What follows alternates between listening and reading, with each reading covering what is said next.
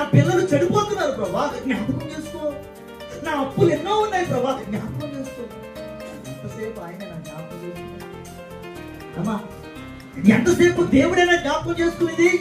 ముందు వెనక తూర్పు పడమర దక్షిణ ఉత్తరాలు ఎటు చూసినా దేవుణ్ణి ఏమంటున్నావు? జ్ఞాపకం చేసుకో, జ్ఞాపకం చేసుకో, జ్ఞాపకం చేసుకో, జ్ఞాపకం చేసుకో. అవసరమైతే నొక్కి నొక్కి మరీ గుర్తు చేస్తున్నాం కదా. ఆరాధనలో కూడా అదే ప్రార్థన. ఏ ప్రార్థన? ఏం గుర్తు వస్తున్నాయి ఆరాధనలో? ఏం గుర్తు రావాలి? నీవు చేసిన ఉపకారములకు నేనేమి చెల్లించు అంటే నేనేమి చెల్లించాలో, ఏం చెల్లించగలను, ఏమి ఇవ్వగలను, ఏమిస్తే నీ రుణం తీర్చగలను, ఏమిస్తే గత కాలంలో నువ్వు చేసిన ఆశ్చర్య కార్యములకు నేను జ్ఞాపకం చేసుకోగలను. వాటి గురించి ట్రై చేయకుండా జ్ఞాపకం చేసుకో, జ్ఞాపకం చేసుకో.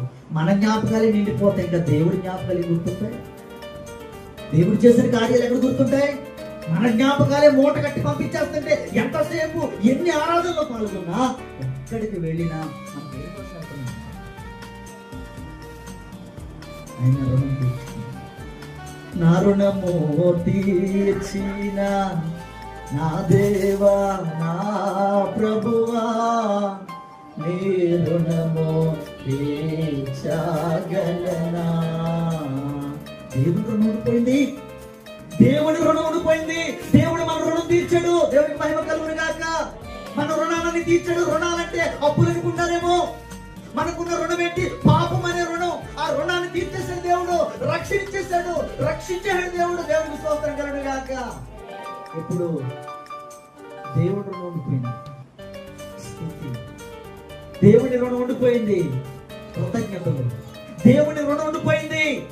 దేవుని చేసిన ఆశ్చర్య కార్యములు అన్ని చోట్ల నీవు చెప్పగలుగుతున్నావా? దేవుడికి స్తోత్రం, హల్లెలూయా. దేవుడికి మహిమ కలుగును గాక. దేవుడికి స్తోత్రం కలుగును గాక.